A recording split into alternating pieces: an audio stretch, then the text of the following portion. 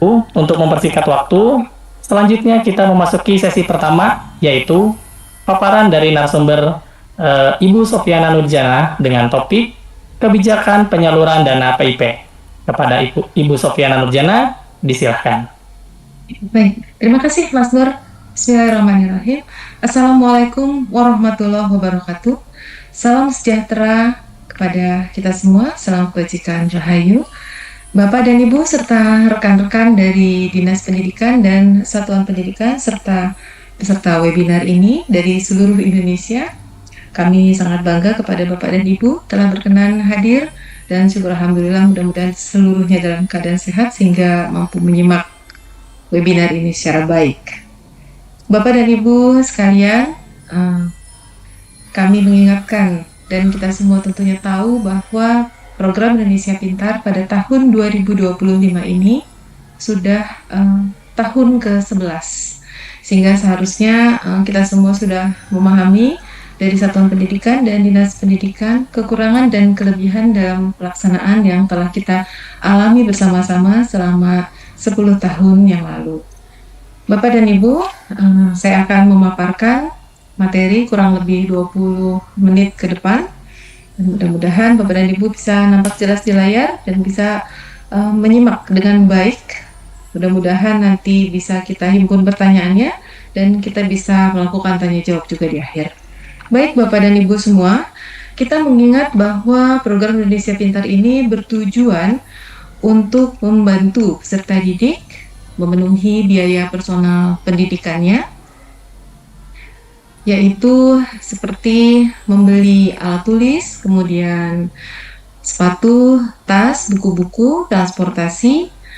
Bapak dan Ibu tentunya mengetahui untuk biaya personal pendidikan peserta didik yang dibutuhkan selama bersekolah di satuan pendidikan. Bisa dilanjutkan slide-nya.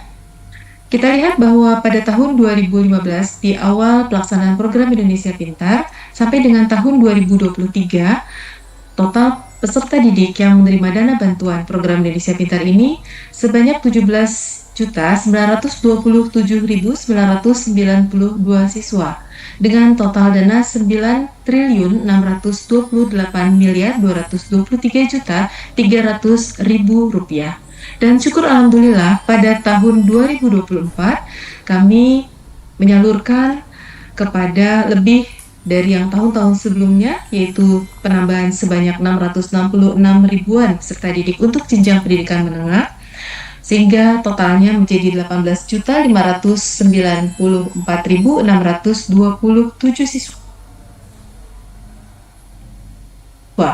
dengan total anggaran yang tentunya juga meningkat menjadi 13.447.710.600.000. Berikutnya. Nah, Bapak dan Ibu, kalau kita melihat pelaksanaan program Indonesia Pintar hingga saat ini memiliki dasar hukum yang berawal dari Peraturan Presiden Nomor 166 tentang Percepatan Penanggulangan Kemiskinan, serta peraturan-peraturan lainnya yang mendukung pelaksanaan program Indonesia Pintar ini. Dan yang wajib Bapak Ibu ketahui adalah Peraturan Menteri Pendidikan Kebudayaan, Riset dan Teknologi Nomor 10 Tahun 2020 tentang program Indonesia Pintar, dan juga petunjuk pelaksanaannya yang dikemas dalam Peraturan Sekretaris Jenderal Kementerian Pendidikan Kebudayaan Riset dan Teknologi Nomor 19 Tahun 2024. Dan tentunya pada tiap tahun berjalan kami pun menyesuaikan, menyempurnakan untuk petunjuk pelaksanaan ini, dan Bapak dan Ibu bisa melihat di website kami Sipintar maupun di website Jaringan Hukum dan Informasi di Kemendikbud.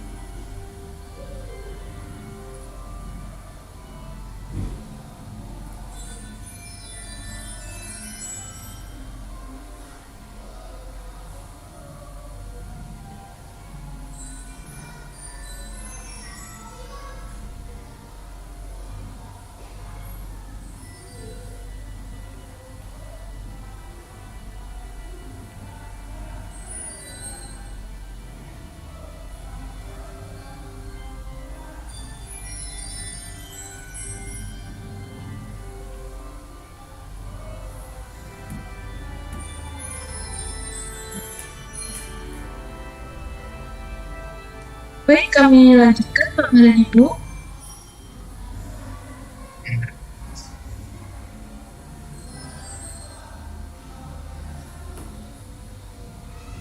Baik, kami lanjutkan Bapak dan Ibu untuk slide berikutnya. Setelah dasar hukum, Bapak dan Ibu bisa melihat untuk sumber data yang kami gunakan dalam hal penetapan penerima program Indonesia Pintar. Yang pertama adalah kami menggunakan data terpadu kesejahteraan sosial dan juga data pensasaran percepatan penghapusan kemiskinan ekstrim, DTKS dan atau P3KE. Setelah itu kami tetapkan sebagai penerima program Indonesia Pintar dan kami terbitkan kartu Indonesia Pintarnya berupa digital sebagai penanda. Dan kemudian kategori yang kedua adalah di luar dari kategori yang pertama tadi, di luar dari peserta didik yang terpadankan dengan DTKS dan P3KE, kami juga menerima usulan dari Dinas Pendidikan dan pemangku kepentingan, yang mana usulan yang disampaikan kepada kami adalah hasil verifikasi oleh pihak Dinas Pendidikan dan pemangku kepentingan. Setelah adanya kategori pertama dan kategori 2 ini, kami telah menyelesaikan untuk seluruh tahapan penetapan sasaran penerima program Indonesia Pintar. Berikutnya. Nah, Bapak dan Ibu, tadi disampaikan ada data DTKS dan ada data P3KE. Untuk data DTKS ini merupakan rujukan utama yang diamanatkan oleh Undang-Undang Penanganan Fakir Miskin dari Kementerian Sosial yang mana tercatat di server Kementerian Sosial untuk data DTKS ini yang merupakan konsolidasi dari data kemiskinan di seluruh provinsi di Indonesia. Dan Bapak dan Ibu bisa menyampaikan kepada orang tua peserta didik atau walinya bahwa dari keluarga miskin ini dapat melaporkan kepada RT dan RW untuk bisa didaftarkan di kantor kelurahan untuk pencatatan keluarga miskin ke dalam database DTKS ini untuk sebagai penerima bantuan-bantuan, termasuk salah satunya adalah bantuan program Indonesia Pintar. Dan berikutnya adalah data pensasaran percepatan penanggulangan kemiskinan ekstrim. Ini pun kami dapatkan dari Kementerian Kemenko PMK. Dan mudah-mudahan dari kedua data DTKS dan P3K ini saling melengkapi sehingga kami memiliki data yang kami bisa upayakan data tersebut merupakan data yang tepat sasaran. Selanjutnya, Bapak dan Ibu, dan hal yang harus diingat oleh satuan pendidikan untuk saat ini pada tanggal 4 Februari ini, berarti hitungan harinya tinggal 6 hari lagi untuk ke tanggal 10 Februari. Di tanggal 10 Februari ini, kami berharap satuan pendidikan telah selesai melaksanakan keterisian data siswa di Dapodik agar pengusulan dan penetapan penerima PIP tidak mengalami kendala untuk pemrosesan di tahap-tahap selanjutnya. Apabila pada cut-off 10 Februari ini ada 1-2 siswa yang tertinggal, maka siswa tersebut hanya bisa diakomodir di cut-off berikutnya yaitu tanggal 31 Agustus 2025 ini.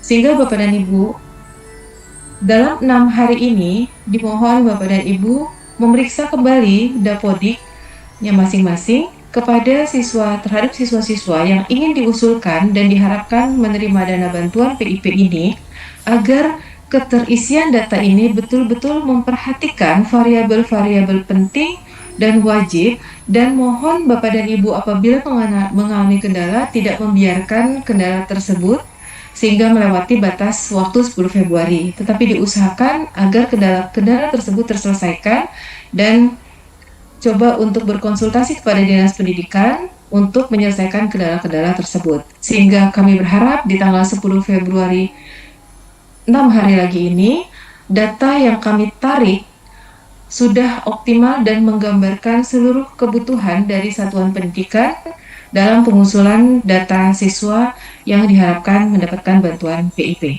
Berikutnya. Nah, apa saja variabel-variabel yang perlu diperhatikan?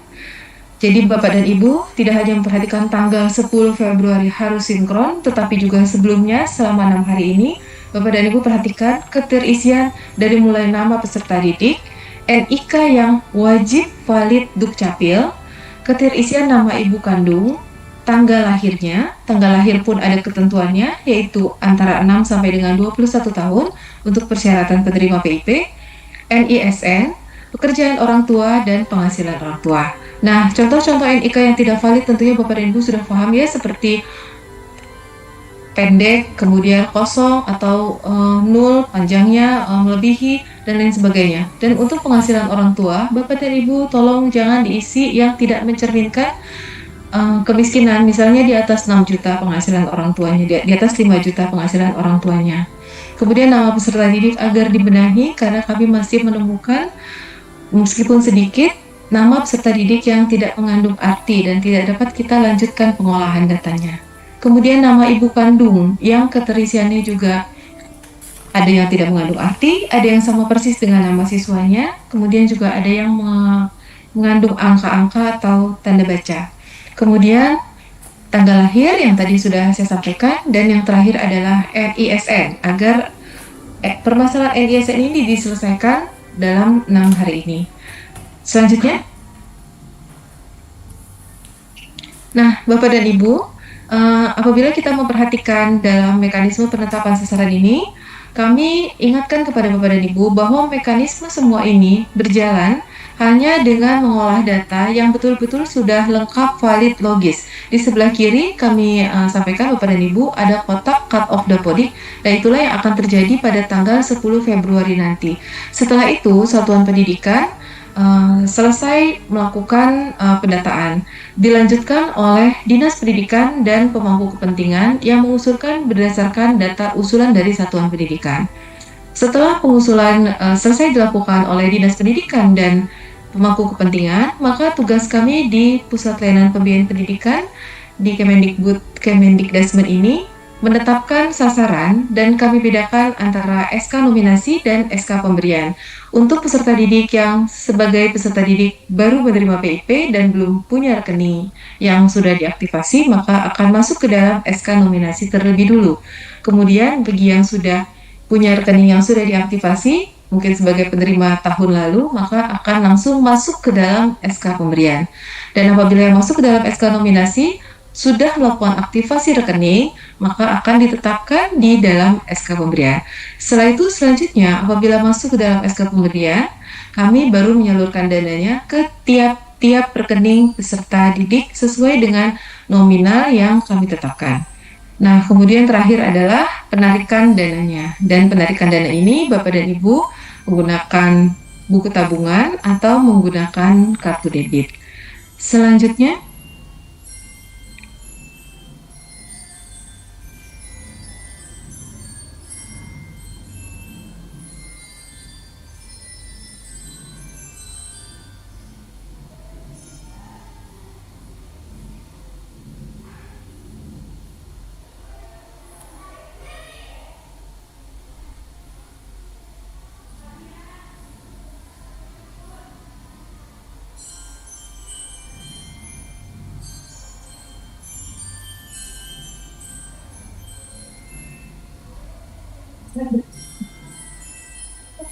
baik Bapak Ibu.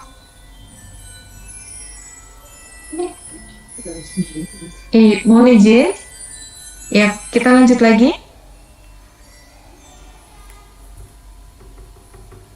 Nah, Bapak dan Ibu, tadi kami sampaikan bahwa untuk penerima PIP yang sumbernya dari DTKS dan P3HE akan diterbitkan Kartu Indonesia Pintarnya sebagai penanda.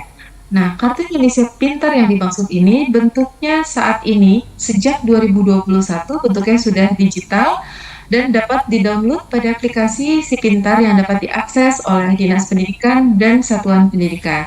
Sehingga Bapak dan Ibu bisa melihat dari Kartu Indonesia Pintar ini ada QR Code. Di sana QR Code ini berguna untuk melakukan validasi, dan Bapak dan Ibu sejak menggunakan kartu bentuk digital ini, kita sudah tidak lagi melakukan pendistribusian dan terbebas dari kendala rusak, hilang, pemalsuan, dan sebagainya. Nah, Bapak dan Ibu bisa cek di Si Pintar dan masuk ke dalam menu KIP digital. Berikutnya, nah, Bapak dan Ibu, sejak 2015 sampai dengan tahun 2024 kemarin, kita melihat bahwa penyaluran dana program Indonesia Pintar ini telah mencapai target 18 jutaan. Kita tidak bisa melihat angka ini sebagai suatu kebanggaan semata. Tapi di balik itu, kita melihat masih banyak kendala yang terjadi di masyarakat yang masih menyuarakan peserta didik dari keluarga miskin rentan miskin yang tidak mendapat PIP. Demikian sebaliknya, yang menyuarakan peserta didik dari keluarga yang tidak terlalu miskin atau rentan miskin, masih kategori keluarga mampu, ditetapkan sebagai penerima PIP. Nah, di balik permasalahan tersebut, maka kami harapkan kepada satuan pendidikan untuk betul-betul mencermati keterisian data Dapodik ini yang akan berdampak kepada penetapan penerima program Indonesia Pintar. Nah, dari data tabel yang dilihat di layar ini, Bapak dan Ibu, kami memiliki seluruh rincian detailnya selengkapnya di dalam database kami. Sehingga apabila diperlukan dalam hal pemeriksaan, baik itu dari pemeriksa auditor, keuangan, maupun aparat penegak hukum, kami dapat memberikan semua keterangan sampai dengan data siswa by name yang terekam di database kami, dari mulai penetapannya, aktivasi rekening, sampai penarikan dananya. Selanjutnya, nah, Bapak dan Ibu dari Satuan Pendidikan juga diatur di dalam petunjuk pelaksanaan program Indonesia Pintar bahwa selain dari kami, Puslapdik, kemudian ada juga tim PIP Dikdasmen yang dari Dinas Pendidikan Provinsi dan tim PIP Dikdasmen dari Dinas Pendidikan Kabupaten Kota. Dan setelah itu, masih ada tim PIP Dikdasmen di Satuan Pendidikan yang saat ini rata-rata sedang mengikuti webinar ini, dan semoga Bapak dan Ibu membuka kembali petunjuk pelaksanaan program Indonesia Pintar dan melihat apa-apa saja atau langkah-langkah apa yang harus dilakukan oleh tim PIP Dikdasmen Satuan Pendidikan. Yang salah satunya adalah menjadi topik dari webinar ini, yaitu memperhatikan keterisian data peserta didik yang akan diusulkan oleh Satuan Pendidikan. Selanjutnya, baik Bapak dan Ibu sekalian, kita melihat kondisi data residu di dalam data Dapodik yang kami tarik pada saat cut-off tahun lalu, 2024, total seluruhnya. Pada saat cut-off, kami tarik data hanya sebanyak 42 juta, 42,1 juta. Hal itu tentunya tidak mencerminkan sebagai seluruh data satuan pendidikan di Indonesia.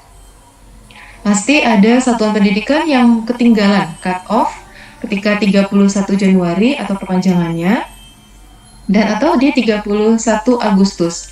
Sehingga kami khawatir bahwa pada cut-off tersebut masih ada ketinggalan satuan pendidikan yang memiliki data siswa yang seharusnya mendapatkan dana bansos PIP, tetapi tidak dapat ditetapkan sebagai penerima PIP dikarenakan keterlambatan satuan pendidikan dalam melaksanakan sinkronisasi. Kemudian setelah melaksanakan sinkronisasi pun masih terdapat kendala-kendala.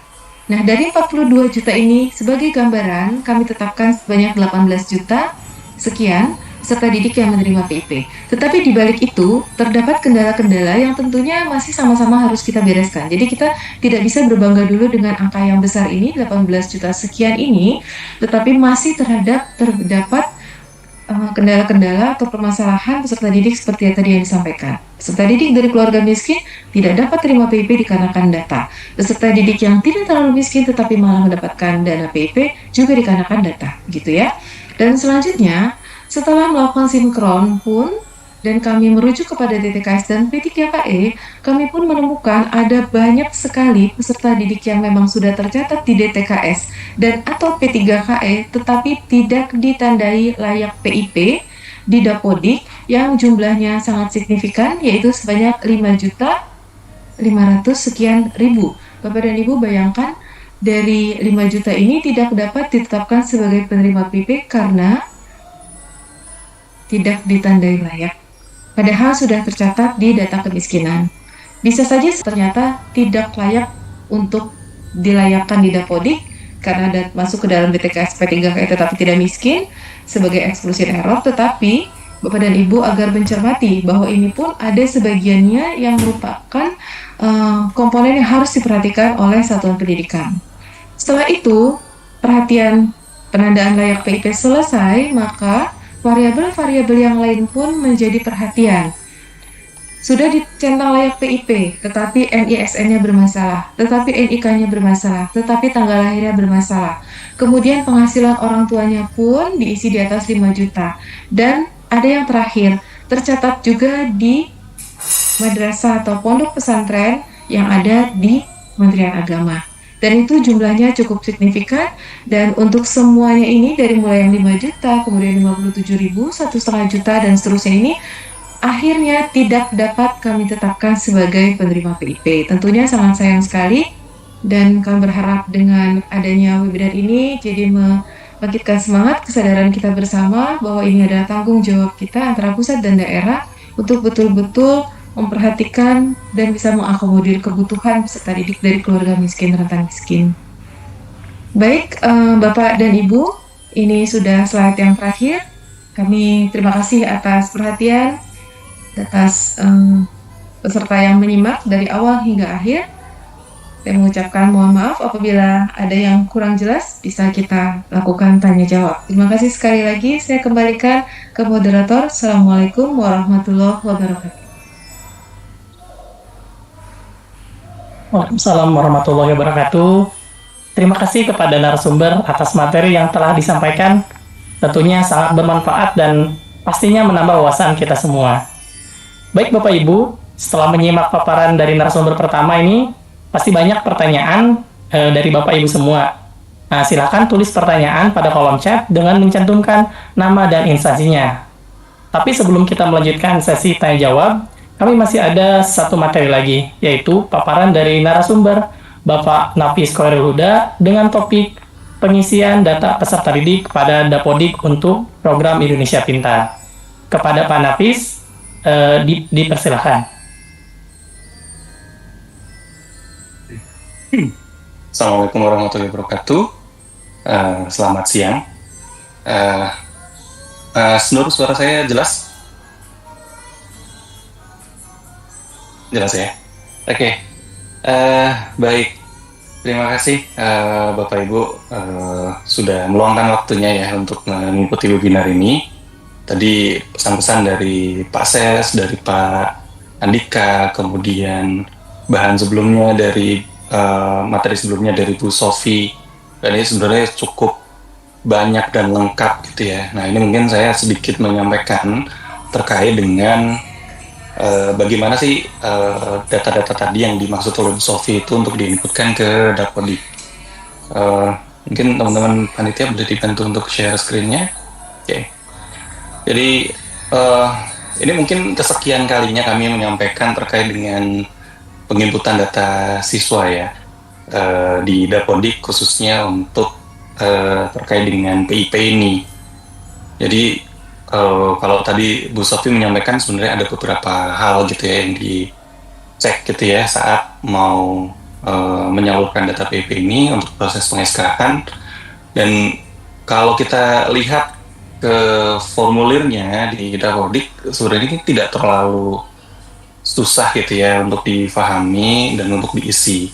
Dan benar seperti yang disampaikan oleh Bu Sofi tadi, ini kasihan sekali kalau ada anak yang sebenarnya itu bisa diperjuangkan gitu ya untuk dapat program Indonesia Pintar, tapi ternyata tidak bisa dilanjutkan karena datanya kurang lengkap gitu ya.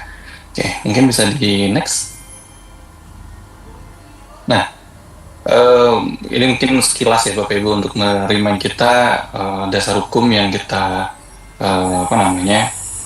kita pakai gitu ya untuk penyelenggaraan pendataan data pokok pendidikan ini. Jadi kita mulai dari Perpres 39 tahun 2019 tentang satu data yang menyampaikan bahwa intinya kita udah ada satu data untuk data pendidikan, yaitu di bawah Kemdikbudristek gitu ya. Kemudian untuk data-data yang lain itu bisa saling terintegrasi gitu ya. Kemudian ada juknisnya itu di Kepmen 303 tahun 2022. Kemudian terkait dengan PIP sendiri itu ada Permen 10 tahun 2010, dan yang terakhir kemarin ada Prasesjen ya, nomor 19 tahun 2024 tentang program Indonesia Pintar. Nah, kita bisa di next. Jadi itu mungkin dasar hukum kita, dan kita ini mungkin paparan juga sudah beberapa kali saya sampaikan bahwa Dapodik ini sebenarnya nggak cuma Bapak Ibu diminta untuk mendata data siswa, data sekolah, guru gitu ya, tapi data Dapodik ini bisa dibilang jadi satu-satunya platform pendataan yang ada di kementerian yang kita manfaatkan datanya untuk berbagai macam program prioritas gitu ya di kementerian. Dan salah satunya ini adalah PIP. Dan tadi mungkin Bu Sofi sudah spill ya di depan bahwa ada beberapa tanggal penting gitu ya, yang penting untuk PIP ini gitu ya. Nah, ini kemarin sebenarnya cut-off-nya udah lewat ya Mas Sender ya. Cut-off-nya tanggal 31 Januari. Tapi karena progresnya ternyata masih belum terlalu baik, nah ini diundur sampai tanggal 10 Februari. Dan memang kalau bercandaan kita gitu ya di Dapodik, jadi kalau kita ngisi datanya setelah cut-off boleh nggak sih gitu ya? Ya kalau ngisi datanya sih silahkan gitu ya, karena pengisian data Dapodik ini sepanjang semesternya belum ditutup, ya itu sebenarnya masih bisa dilakukan updating gitu ya. Tapi untuk program-program yang khususnya ada tanggal cut-off-nya, yaitu tanggal-tanggal tersebutlah yang biasa kita pakai sebagai dasar kita gitu ya untuk mengambil data untuk perhitungan program tersebut gitu ya. Nah, kalau tadi Bu Sofi menyampaikan ada tanggal 1 Januari dan nanti tahap berikutnya itu di Agustus baru diambil lagi gitu ya. Jadi kebayang Bapak Ibu dari tahap 1 ke tahap 2 itu cukup panjang gitu ya. Dan kalau bisa dimaksimalkan di tahap 1 ya akan lebih baik. Oke, next. Nah, kemudian ini progres di pengisiannya di hari ini. Jadi kalau kemarin tanggal 31 Januari kami coba cek datanya, itu sebenarnya di kisaran 71%-an untuk progres pengiriman datanya. Dan alhamdulillah perpanjangan waktu sekarang tanggal 4 di rata-rata sudah 90% gitu ya. Di SD dengan satuan pendidikan terbanyak ya ini udah di angka 91%, alhamdulillah. Kemudian di SMP ini 86%, di SMA ada di 90%, di SMK ini udah 86%, dan SLB ini ada 84% pengirimannya. Dan kami harapkan Bapak Ibu sampai nanti di tanggal 10 ini Bapak Ibu masih bisa mengejar gitu ya, bagi Bapak Ibu yang masih belum sempat sinkron gitu ya. Dan tadi Bu Sofi sempat menyampaikan kita masih ada waktu 6 hari. 6 hari ini bisa dimaksimalkan bagi Bapak Ibu yang sudah sinkron, itu bisa dimaksimalkan untuk menyelesaikan data-data yang masih masuk residu di Verval. Karena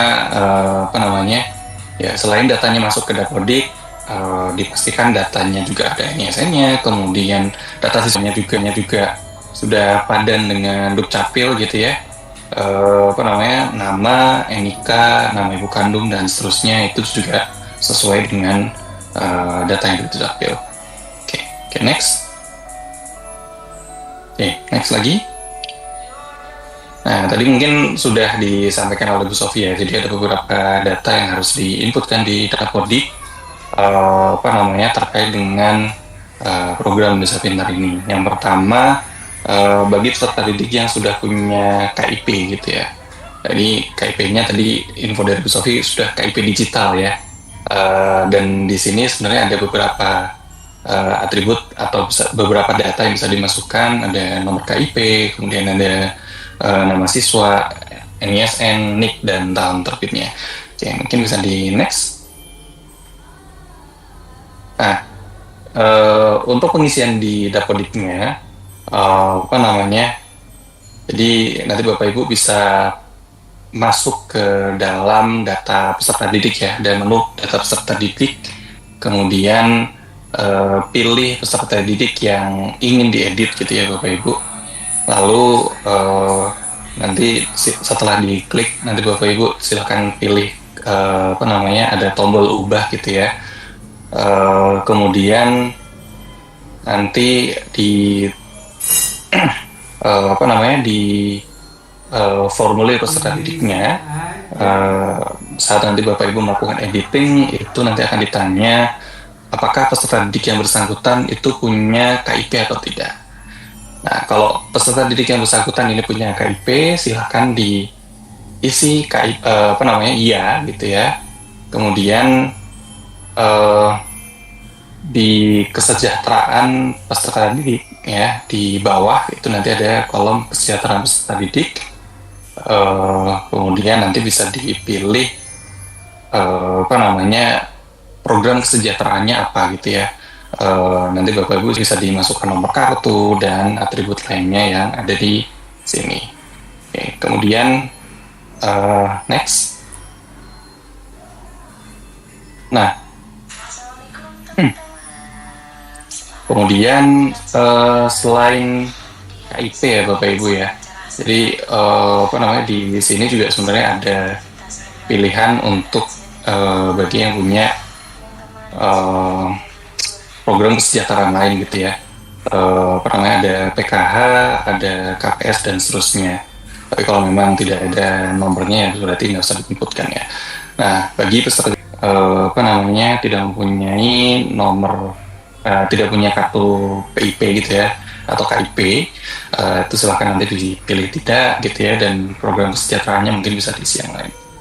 Nah, bagi peserta didik yang tidak punya program kesejahteraan gitu ya, tapi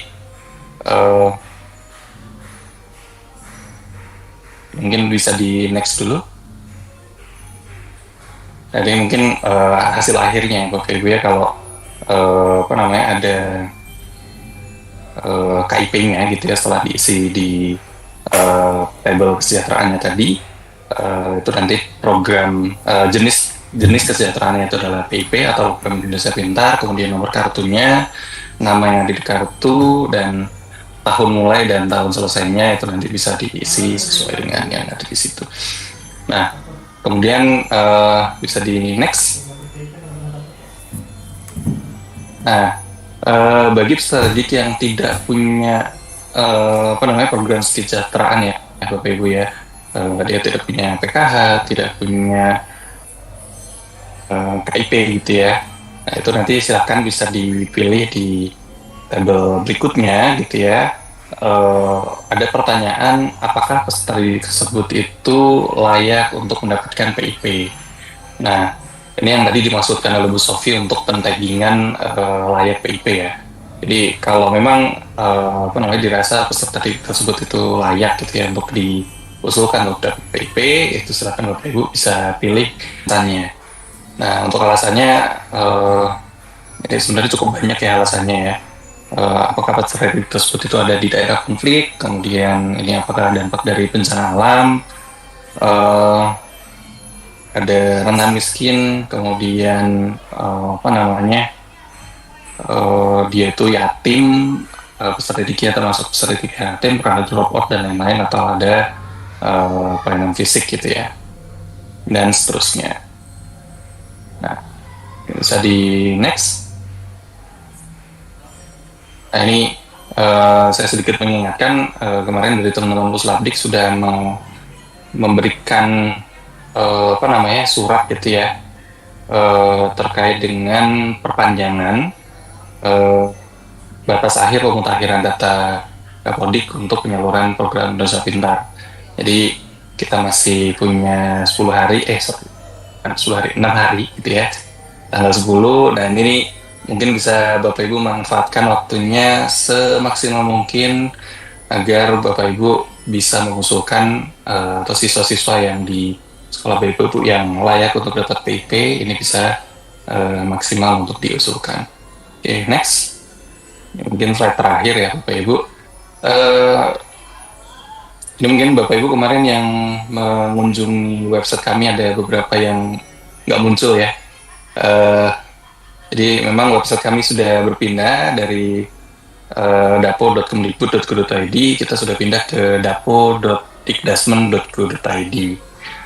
Kemudian jika ada pertanyaan terkait dengan pengisian di Dapodik, nanti Bapak Ibu bisa menyampaikan ke email kami di dapo@dikdasmen.go.id. Kemudian ada kanal YouTube kita di channel Dasmen. Kemudian info-info terbaru terkait dengan Dapodik kita juga update di Instagram di dapodik_official, dan kita juga ada layanan lewat Zoom gitu ya di wlt.kemdikbud.go.id. Dan itu mungkin yang perlu kami sampaikan, dan semoga dengan webinar ini nanti untuk pengisian data Dapodik khususnya untuk data peserta penerima PIP ini bisa maksimal, dan Bapak Ibu bisa mengusulkannya tepat waktu. Mungkin itu dari saya. Terima kasih. Assalamualaikum warahmatullahi wabarakatuh. Saya akan balik lagi ke Mas Nur. Silakan Mas. Waalaikumsalam warahmatullahi wabarakatuh. Terima kasih Pak Nafis atas paparannya. Sangat jelas ya informasi yang disampaikan, dan mau diperhatikan lagi untuk Bapak Ibu dari sekolah yang belum melakukan sinkronisasi data Dapodik paling lambat tanggal 10 Februari 2025. Baik Bapak Ibu, selanjutnya kita masuki sesi ketiga, yaitu sesi tanya jawab. Kami buka dulu pertanyaannya untuk sesi pertama. Bisa dibantu ditampilkan pertanyaannya?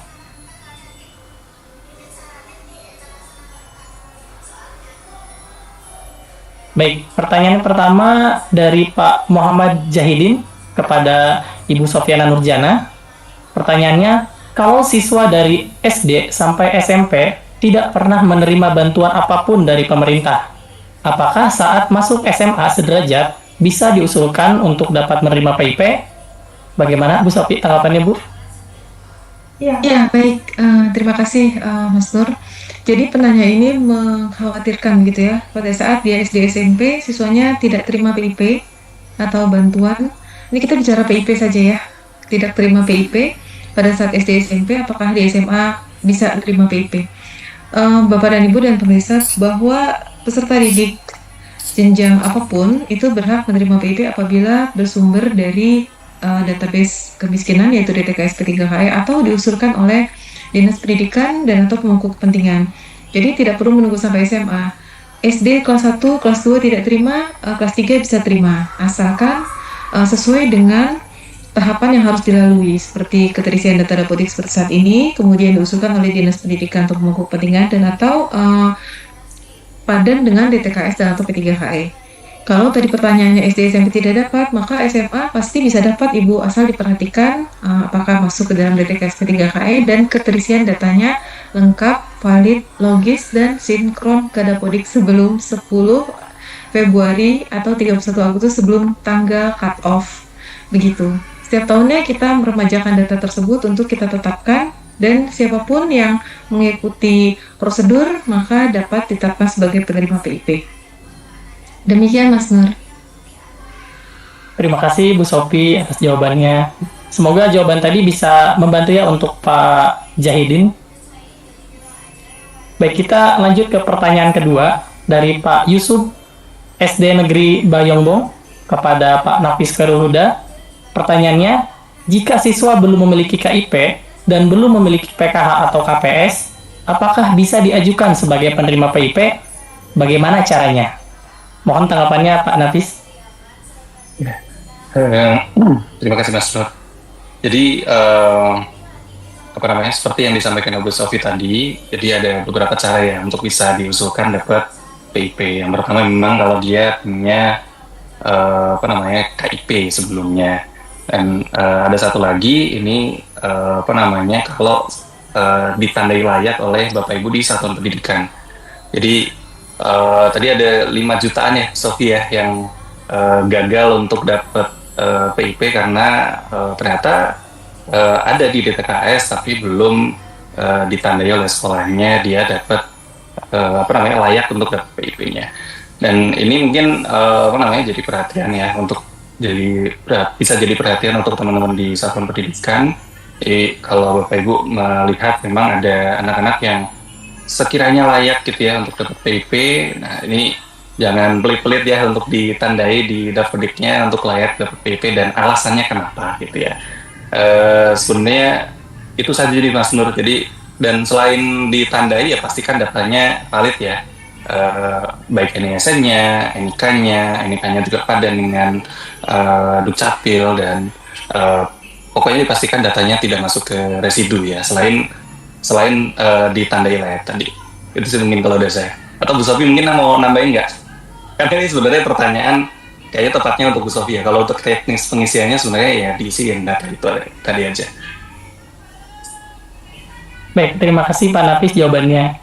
Jadi untuk Pak Yusef mungkin garis besarnya bisa ya nerima PIP, yang penting datanya tetap dicentang layak PIP pada Dapodik dan tidak masuk residu. Baik, kita lanjut ke pertanyaan yang ketiga dari Ibu Roisatul Mufarohah dari SMP Mahad Tahfiz kepada Ibu Sofyana Nurjana. Pertanyaannya, bagaimana kalau orang tuanya berprofesi sebagai ASN? Apakah si anak masih berhak menerima dana PIP tersebut? Mohon tanggapannya Ibu Sofi. Makasih Mas Nur kepada penanya yang tadi disebutkan. Kalau orang tuanya berprofesi sebagai ASN, apakah si anak masih berhak menerima dana PIP tersebut? Jadi begini Bapak dan Ibu, kami berusaha untuk seselektif mungkin dalam memanfaatkan dana bansos ini dan penyaluran diutamakan kepada yang lebih membutuhkan begitu ya. Sehingga kami menghimbau kepada Bapak dan Ibu yang dari satuan pendidikan agar orang tuanya yang berstatus agar peserta didik yang orang tuanya berstatus ASN dicermati kembali apakah betul merupakan peserta didik yang memang dari keluarga miskin. Si ASN ini mungkin saja dia dalam keadaan miskin atau rentan miskin, dan apabila memang benar dalam keadaan miskin atau rentan miskin meskipun dia seorang ASN, maka silakan dicentang layak PIP. Tetapi apabila si ASN ini tidak dalam keadaan miskin, dan tentunya tidak perlu dicentang layak PIP. Namun Bapak dan Ibu, apabila memang peserta didik ini keluarga miskin dan miskin, maka diinputnya jangan lebih dari 5 juta untuk penghasilan orang tuanya agar bisa ditetapkan sebagai penerima PIP. Kalau memang betul keadaannya miskin, maka kita wajib membantu dan memprioritaskan. Tetapi kalau keadaannya tidak dalam keadaan miskin, ya tentunya kita tidak perlu mencentang layak PIP dan tidak perlu kita prioritaskan.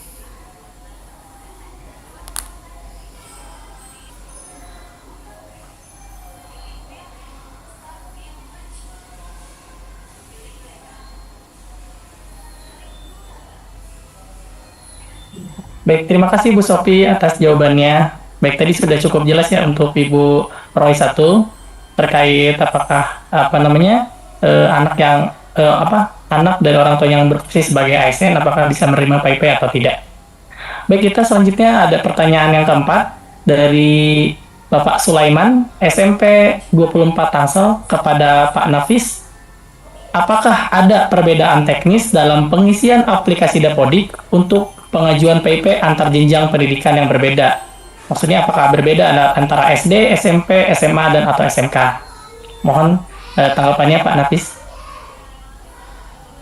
Baik, terima kasih untuk pertanyaannya Pak Sulaiman. Jadi untuk pengusulan data PIP melalui Dapodik ini sebenarnya sama ya untuk pengisiannya.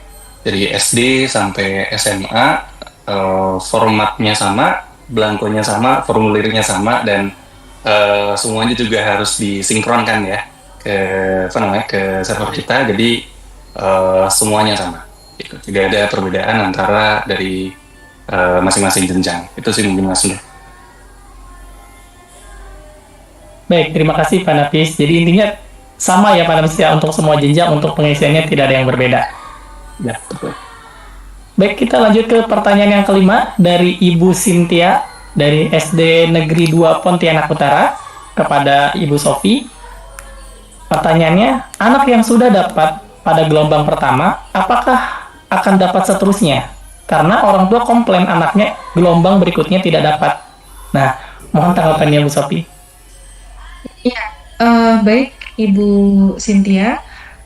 Mungkin ini gelombang ini dimaksudkan itu tahun ya, tahun penyaluran, karena memang di dalam satu tahun peserta didik ini hanya mendapatkan satu kali saja, kecuali peserta didik ini memang sedang naik jenjang di satu tahun anggaran 2025 ini. Anak tersebut akan mengalami kenaikan kelas pada bulan Juni-Juli nanti, sehingga yang bersangkutan ini di SD dapat, di SMP juga akan dapat. Jadi 2 kali khusus untuk yang sedang mengalami kenaikan jenjang di tahun anggaran berjalan. Nah, pada saat SD dia akan terima setengah dari 750.000. Itu dulu saya jelaskan, namun kemudian pertanyaannya adalah anak yang sudah dapat pada gelombang pertama, kemudian apakah akan seterusnya dapat? Jadi begini Bapak dan Ibu, untuk dapat atau tidaknya peserta didik memang harus kita melihat dari awal pengusulannya, yaitu dari satuan pendidikan, apakah penandaan layak PIP-nya itu sudah betul dilakukan, karena bisa kemungkinan terjadi pada saat SD datanya tersebut lengkap valid logis, tetapi ketika beranjak ke SMP, masuk SMP, kemudian operatornya tidak menyelesaikan keterisiannya sehingga menjadi tidak dapat PIP, dan itu sangat mungkin terjadi pada peserta didik pada setiap tahun penyaluran. Ada peserta didik di SD dapat, di SMP tidak dapat. Jadi yang menentukan dapat atau tidaknya memang bersumber dari hasil padanan DTKS P3KE atau usulan dari dinas pendidikan dan atau pemangku kepentingan. Jadi memang tidak mutlak yang menetapkan itu adalah Puslapdik, tetapi kembali lagi kepada basis usulan dari satuan pendidikan. Begitu ya Bapak dan Ibu, mudah-mudahan bisa dimengerti. Terima kasih Mas Nur.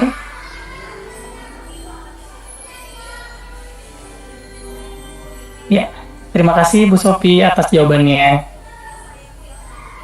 Baik Bapak Ibu, karena kita masih ada sedikit waktu lagi, mungkin bisa dilanjutkan. Kita buka lagi pertanyaan untuk sesi kedua. Bisa dibantu ditampilkan lagi.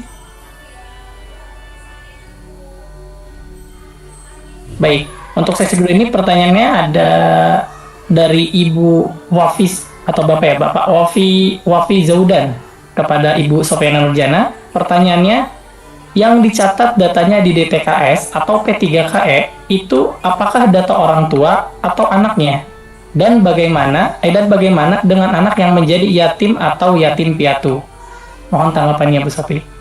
Ya, baik. Makasih Mas Nur. Nah, pertanyaan untuk data yang tercatat di DTKS dan P3KE. DTKS ataupun P3KE sama-sama mencatat data per keluarga, artinya per kartu keluarga. Di situ ada data rincian keluarganya, orang tuanya, anaknya, bahkan bisa jadi ada nenek dan cucunya juga di dalam satu keluarga tersebut. Jadi tergantung saja begitu ya. Yang dicatatkan adalah sekeluarga, baik di DTKS maupun P3KE. Dan yang kami lakukan pemadanan adalah yang anak-anaknya saja yang tetap pokok pendidikan sebagai siswa di salah satu satuan pendidikan. Nah, yang kita catatkan anak-anaknya. Lalu bagaimana dengan anak yatim atau yatim piatu yang ingin masuk ke dalam DTKS atau P3KE, begitu kan ya.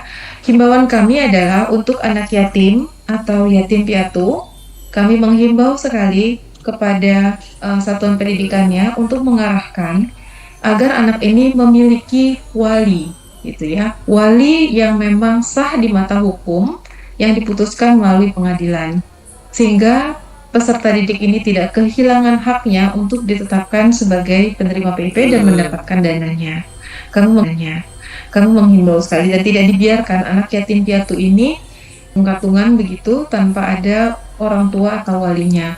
Wali yang kami maksud di sini bukannya hanya sekedar em, mengurus anak ini dalam kesehariannya dan pendidikannya, tetapi juga mencatatkan salah satu saudaranya ataupun orang yang berkeinginan mengadopsi untuk benar-benar menjadi wali sahnya dan dapat bertindak secara hukum terhadap anak tersebut, anak yatim piatu tersebut. Demikian, mudah-mudahan jelas untuk anak yatim piatu ini. Terima kasih Bu Sofi untuk jawabannya. Baik, pertanyaan berikutnya dari Ibu Yunita SMK Negeri 1 Malang kepada Pak Nafis Khairuloda. Jika peserta didik penerima KPS atau PKH tapi tidak mendapatkan KIP, apakah harus diinputkan juga pada aplikasi Dapodik? Nah, mohon tanggapannya Pak Nafis. Iya. Jadi untuk di tabel kesejahteraan yang di yang di peserta didik ya, itu tadi ada isinya cukup banyak sebenarnya, PIP, kemudian PKH, KPS, kemudian ada juga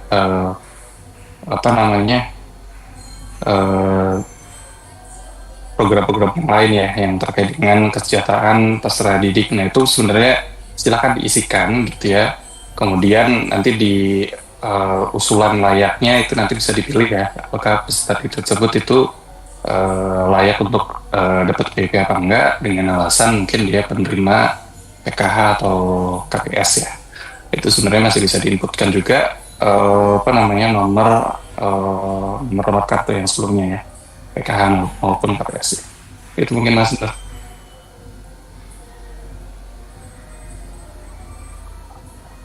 Terima kasih Pak Nafis. Baik, apakah masih ada pertanyaan lagi?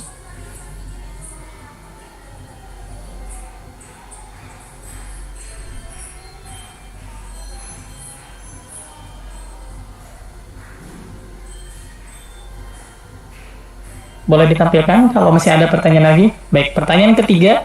Oh, bukan. Ini sudah ya tadi. Oh, beda pertanyaannya. Baik. Dari Ibu Yunita, SMK Negeri 1 Malang, kepada Pak Nafis lagi. Bagaimana cara mengisikan penghasilan orang tua pada aplikasi Dapodik? Mohon tanggapannya Pak Nafis. Baik, untuk mengisikan penghasilan orang tua di aplikasi Dapodik, silangin nanti Bapak Ibu operator tinggal pilih peserta di mana ya yang mau diupdate ya datanya. Kemudian pilih nanti diedit, silakan diedit. Kemudian nanti ada section untuk data ibu kandung, data ayah kandung gitu ya. Silakan nanti di situ Bapak Ibu bisa lengkapi datanya. Jadi untuk nama ibu gitu ya, nama ibu itu kan wajib ya untuk diisi ya. Tapi untuk atribut lainnya, nah itu kemarin memang belum wajib untuk diisi. Tapi sekarang dengan updating yang terakhir kemarin, sebenarnya kalau terisi namanya atribut yang lain ini juga ikutan wajib untuk diisi ya. Jadi nanti silahkan dipilih nama siswanya yang mau diedit untuk penghasilan orang tuanya. Kemudian nanti di section ibu, data ibu maupun data ayah itu nanti ada kolom pekerjaan ayah atau ibu dan penghasilannya. Nah untuk penghasilannya ini kita menggunakan range ya. Ada di bawah 500 sampai 999 dan seterusnya. Nah, itu nanti silakan diisikan datanya dengan benar sesuai dengan pekerjaan dan penghasilan real dari orang tuanya. Itu sih mungkin Mas Nur. Nanti setelah itu silakan disimpan lalu disinkronkan kembali ke aplikasi. Baik, siap. Terima kasih Pak Nafis jawabannya. Masih ada lagi pertanyaannya dari Ibu Siska kepada Ibu Sofiana Nurjana. Pertanyaannya, anak-anak yang diusulkan PIP terkadang ada yang tidak lolos, padahal mereka sangat membutuhkan. Nah, mohon tanggapannya Bu. Iya, baik. Anak-anak yang diusulkan dari satuan pendidikan yang mana satuan pendidikan melihat anak ini tidak lolos gitu ya untuk ditetapkan sebagai penerima PIP. Memang yang perlu diperhatikan adalah keterisian data dapodiknya, apakah memang sudah lengkap, valid, dan logis. Begitu, sehingga tidak kemudian setelah kami olah menjadi tidak lolos. Kami berharap semua yang diusulkan, yang diharapkan menerima dana PIP ini, ditetapkan sebagai penerima PIP ini, sudah melewati fase pemeriksaan berulang-ulang gitu yang meyakini bahwa data yang diisi sudah lengkap, valid, dan logis. Namun memang Bapak dan Ibu perlu diketahui bahwa Dinas Pendidikan di seluruh Indonesia ini, baik provinsi untuk jenjang pendidikan menengah, SMA dan SMK serta SLB, kemudian untuk Dinas Pendidikan Kabupaten Kota untuk SD dan SMP serta kesetaraan, juga memiliki istilahnya pembatasan pengusulan. Nah, pembatasan pengusulan ini dibatasi oleh ketersediaan anggaran yang kami miliki dari anggaran total program Indonesia Pintar yang tadi kami sebutkan 13,447 triliun tadi, dan kemungkinan Bapak dan Ibu apabila sudah diusulkan tetapi tidak dapat ditetapkan sebagai penerima PIP karena terpental, tidak bisa ditetapkan sebagai penerima PIP karena pembatasan pengusulan yang kami sudah tetapkan. Namun untuk solusinya apabila hal tersebut, untuk menghindari hal tersebut berulang kembali di tahun 2025 ini, maka kita menghimbau kepada Dinas Pendidikan dapat melakukan koordinasi sedini mungkin kepada satuan pendidikan. Sebenarnya yang mana yang lebih diprioritaskan untuk menerima dana program Indonesia Pintar ini dari tiap-tiap peserta didik yang diusulkan melalui Dapodik, dan berapa yang akan disampaikan kepada Puslapdik Kemendikdasmen, agar nantinya tidak ada yang peserta didik yang statusnya lebih membutuhkan tetapi malah tidak dapat dibandingkan dengan yang di atasnya tidak membutuhkan. Mudah-mudahan pemprioritasan seperti yang saya sampaikan tadi dapat mengurangi kemungkinan yang terjadi pada saat Dinas Pendidikan meneruskan usulan dari Satuan Pendidikan kepada kami.